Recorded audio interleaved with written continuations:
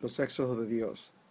Uno de los hombres más usados por Dios en la historia fue el apóstol Pablo, conocido como Saulo de Tarso. Saulo de Tarso no era meramente un impío, era un hombre sumamente religioso. Él da su testimonio 3 veces en el Nuevo Testamento, particularmente en el libro de los Hechos. Y cuando era confrontado con relación a su credibilidad para predicar el Evangelio, en la epístola a los Filipenses, él relata, nos da un cuadro de su preparación académica. Y él nos dice que él tenía mucho en que confiar en la carne. Dice él en el capítulo 3, versículo 4, si alguno piensa que tiene que confiar en la carne, yo más, circuncidado al 8º día, del linaje de Israel, de la tribu de Benjamín, hebreo de hebreos, en cuanto a la ley fariseo, y en cuanto a celo, perseguidor de la iglesia, y en cuanto a la justicia que es en la ley, irreprensible. Todo esto, dice el versículo 7, lo consideró como pérdida por amor a Jesucristo.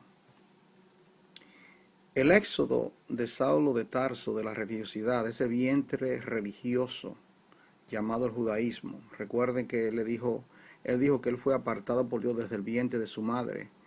Algunos piensan que se está refiriendo al vientre de su mamá literal. Yo lo veo de otra manera.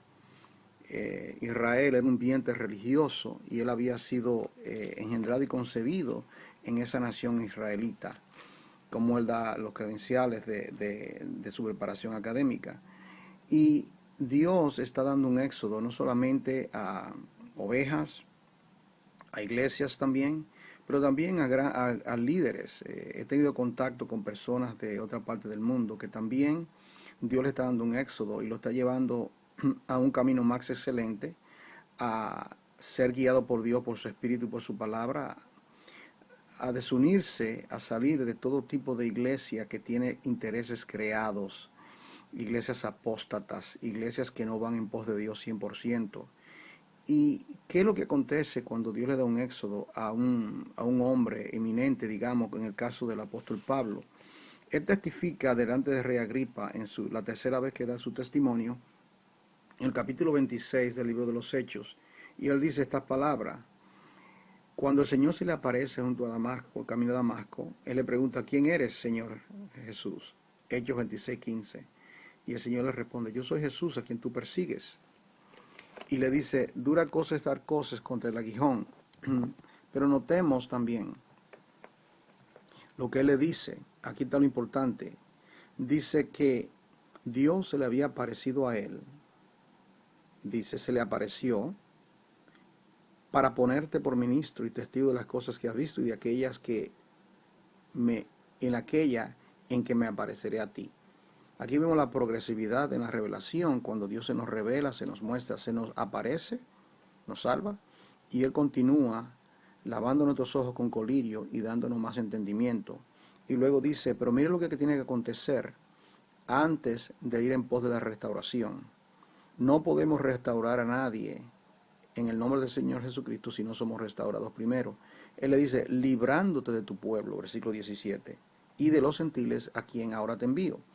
Dios tenía que librar a Saulo de Tarso de ese vientre religioso recalcitrante llamado el judaísmo, para luego poderlo enviar una vez más a los judíos y a los gentiles con una visión fresca, una visión cristocéntrica, cristológica, para trabajar a la manera de Dios, con los métodos de Dios y para los intereses de Dios. Es muy diferente cuando nosotros estamos envueltos en un concilio, una iglesia, que estamos trabajando para la misión, que estamos trabajando para estos hermanitos, y todo es visto de una manera humana.